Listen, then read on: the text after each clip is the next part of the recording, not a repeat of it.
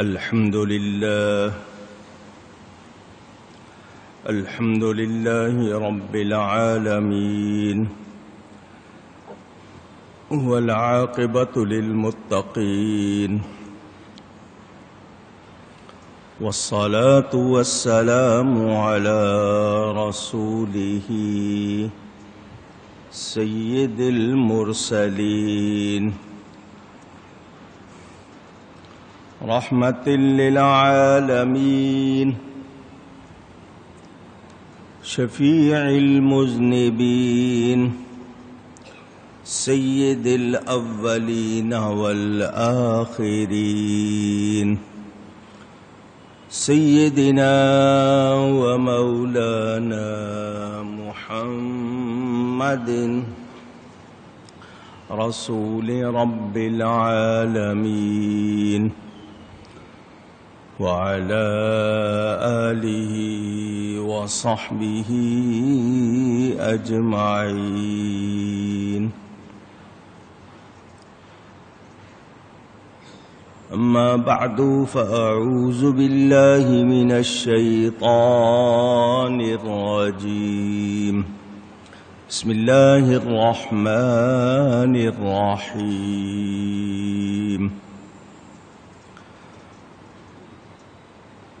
والذين لا يدعون مع الله إلها آخر ولا يقتلون النفس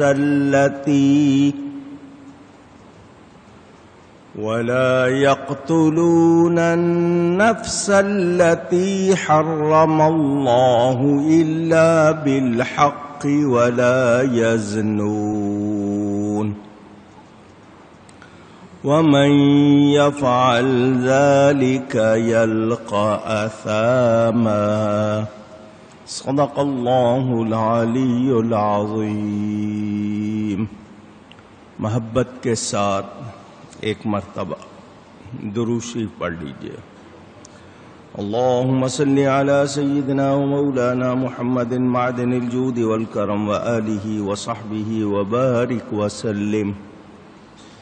الصلاة والسلام عليك يا رسول الله. الصلاة والسلام عليك يا حبيب الله. الصلاة والسلام عليك يا رحمة للعالمين وعلى آلك وأصحابك يا شفيع المذنبين. حمد و صلاۃ کے بعد قرآن کریم کی سورۃ الفرقان کی تفسیر آپ سن رہے ہیں. مختصراً کچھ باتیں آپ تک پہنچاتا ہوں. اللہ تعالی مجھے حق بیان کرنے، آپ سب کو حق سن کر، ہم سب کو حق سن کر اس کو قبول کرنے، اس پر عمل کرنے اور اس پر قائم رہنے کی توفیق عطا فرمائے. رحمان کے بندوں کی پہچان کہ زمین پر آہستہ آہستہ چلتے ہیں. جب جاہل ان سے ٹکرائیں تو وہ الجھتے نہیں، انہیں کہتے ہیں بس سلام. وہ راتیں گزار دیتے ہیں اپنے رب کے لیے سجدے میں اور قیام میں، اور عرض کرتے ہیں اے ہمارے رب ہم سے پھیر دے جہنم کا عذاب. بے شک اس کا عذاب گلے کا پھندا ہے اور وہ بہت بری جگہ ہے ٹھہرنے کی. اور رحمان کے بندے جب خرچ کرتے ہیں نہ حد سے بڑھتے ہیں نہ تنگی کرتے ہیں. ان دونوں کے بیچ اعتدال میانہ روی پہ رہتے ہیں. یہ نشانیاں قرآن نے بیان کی. میں نے اس حوالے سے آپ کو بتایا خرچ کیا ہوتا ہے، نہ اسراف نہ تبذیر، انفاق ہونا چاہیے، جائز کمانا، جائز خرچ کرنا اور صحیح خرچ کرنا، اور خیر کے کاموں میں خرچ کرنا فضول خرچی نہیں ہے، لیکن دکھاوا اور ریاکاری جس کو کہتے ہیں وہ نہیں ہونی چاہیے۔ ناجائز جگہ خرچ کرنا، ناجائز خرچ کرنا، اسلام اس کو پسند نہیں کرتا۔ مال ہمیں دیا ہے رب نے، ہمیں اس کی رضا سے خرچ کرنا چاہیے۔ پھر میں نے آپ کے سامنے یہ بھی رکھا، وقت، ہماری صحت، ہماری توانائیاں، وہ بھی ہمیں کس طرح خرچ کرنی چاہیے۔ ہم لوگ بہت وقت ضائع کرتے ہیں اور پھر بعد میں پچھتاتے ہیں کہ اب وقت نہیں بچا۔ ہمیں وقت کی بھی قدر کرنی چاہیے، وعدے کی بھی قدر کرنی چاہیے، اور کوشش کرنی چاہیے کہ ہم اللہ کی رضا اختیار کریں۔ یہ کائنات اللہ نے بنائی ہے، اسی کی مرضی سے آئے ہیں، اسی کی مرضی سے جانا ہے۔ یہاں جو 4 دن گزارنے ہیں اس میں بھی اسی کی رضا اختیار کریں۔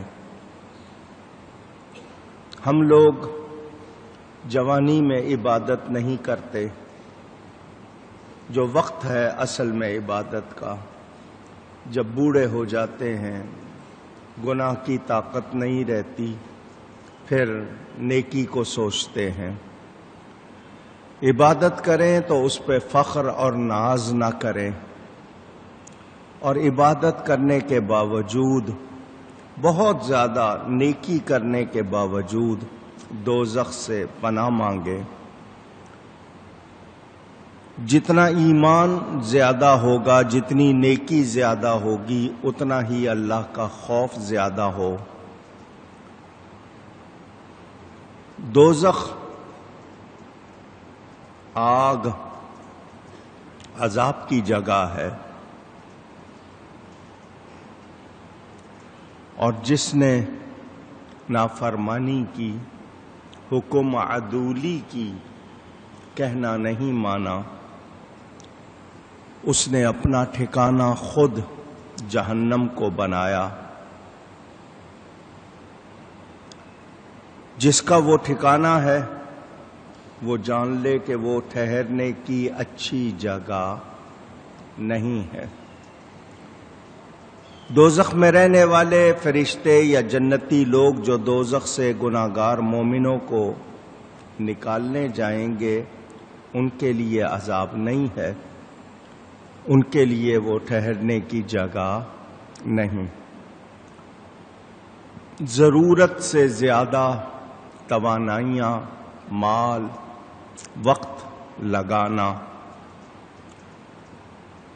اللہ کے مقرر کیے ہوئے حقوق میں کمی کرنا، تنگی کرنا، اس سے بچنا چاہیے۔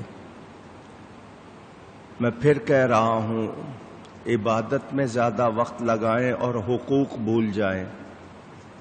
حقوق میں وقت لگا دیں، عبادت بھول جائیں، یہ مومن کا کام نہیں ہے۔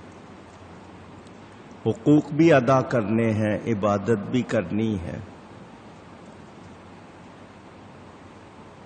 ہمیں کوشش کرنی ہے کہ ہم میں وہ خوبیاں آئیں جو اللہ پسند کرتا ہے، جو اللہ تعالی چاہتا ہے۔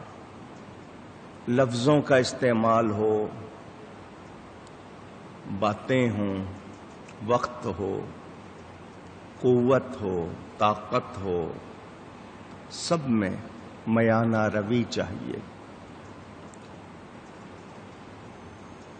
میں نے آپ کو مثال دی تھی، ایک شخص بڑی آرزوئیں لے کر مکہ مکرمہ جائے، اللہ کا گھر ہے، ایک نیکی 1,00,000 نیکی ہے۔ پہلے دن تو وہاں پر وہ سارا دن ساری رات لگا دے اور اگلے دن ہمت نہ رہے، ایسا نہیں ہونا چاہیے۔ آپ کے جسم کا بھی آپ پر حق ہے، آپ آرام نہیں کریں گے تو اگلے دن پھر کام کیسے کریں گے؟ 6 گھنٹے سے کم سونا بیماری شمار ہوتا ہے۔ بچے کی نیند اور ہوتی ہے، بوڑھے کی نیند اور، لیکن جوان کو خیال رکھنا چاہیے، کہیں بھی میانہ روی سے ہٹنا نہیں چاہیے۔ اعتدال رکھنے والا اپنے آپ کو زیادہ دیر کام میں لگاتا ہے۔ اب شروع میں توانائی بہت استعمال کر لیں، پھر کام کے قابل نہیں رہتے۔ پیسے چاہیے، محنت کرتے ہیں، 8 گھنٹے کی نوکری ہوتی ہے مگر ڈبل شفٹ لگا لیتے ہیں، زیادہ پیسے ملیں گے۔ اوور ٹائم ٹھیک ہے لگا لیا، اب صحت چلی گئی، اب وہی پیسہ خرچ کر کے آپ صحت واپس لانا چاہتے ہیں، وہ آتی نہیں۔ جوانی چلی جائے تو واپس نہیں آتی، بڑھاپا آ جائے تو واپس جاتا نہیں۔ کہیں نہ کہیں ہم سے بے اعتدالی ہو جاتی ہے، اس کی وجہ سے پھر ہمیں اپنے معمولات بدلنے پڑتے ہیں، سستی آتی ہے، کمزوری آتی ہے۔ اے انسان سنبھل جا، اپنے آپ کو صحیح رکھ۔ لیکن کہتے ہیں جب تک سمجھ آتی ہے وقت گزر چکا ہوتا ہے، تو جسے وقت پر سمجھا دیا جائے وہ نہ سمجھے تو پھر نادانی ہے، اس کی حماقت ہے۔ وہ خود غلطی کر رہا ہے، اس غلطی کا نتیجہ بھی اسی کو بھگتنا ہوگا۔ خود کردہ را علاج نیست، اپنے کیے کا علاج کسی دوسرے کے پاس کہاں ڈھونڈتے ہو، یہ خود کیا ہوا ہے۔ آج کل بیماری یہ بھی آ گئی ہے کہ اپنی غلطیوں پہ نظر نہیں ہے، فوراً کہہ دیتے ہیں بندش کر دی ہے کسی نے، جادو کر دیا ہے۔ اپنی کوتاہیوں پہ نظر نہیں جاتی، جس کا نتیجہ اور زیادہ سخت ہوتا ہے۔ اللہ تعالی ہم سب کو عقل سلیم عطا فرمائے اور اس عقل کا صحیح استعمال بھی عطا فرمائے۔